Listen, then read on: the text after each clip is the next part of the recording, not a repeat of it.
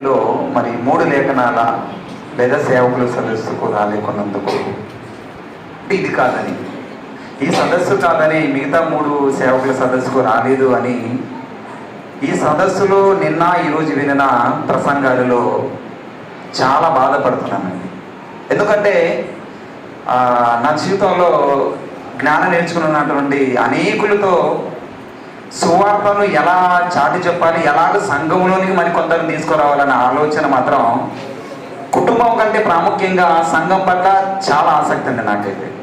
కాబట్టి మరి ఇలాంటి సదస్సులకు నా జీవితంలో ఒకవేళ దేవుడు ఆశిస్తే ఇంకెప్పుడు కూడా మిస్ అవ్వకూడదని నేను అనుకుంటున్నాను ఈ సదస్సుకు.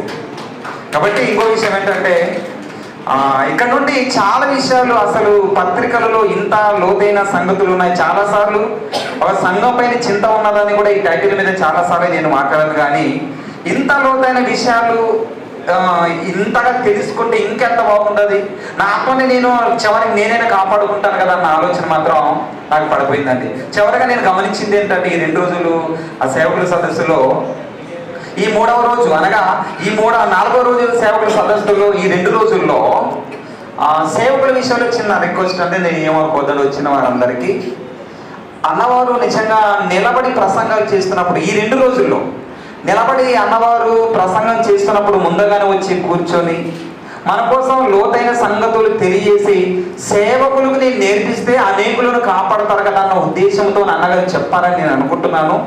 అయితే వచ్చిన సేవకులు ఉన్న లోపం ఏంటో తెలియదు కానీ సెమినార్ మరి విశాఖపట్నంలో జరిగే సెమినార్లో కూడా ఎంత నిర్లక్ష్యం చేస్తున్నారంటేనండి చాలా బాధపడుతున్నాను. ఈ 2 రోజుల్లో లేఖనాల పరిశోధనలో కూడా మనం ఎలాంటి వాళ్ళం అంటేనండి సమయం 2 రోజుల్లో కూడా సరిగ్గా మనం సద్వినియోగం చేసుకోవట్లేదు.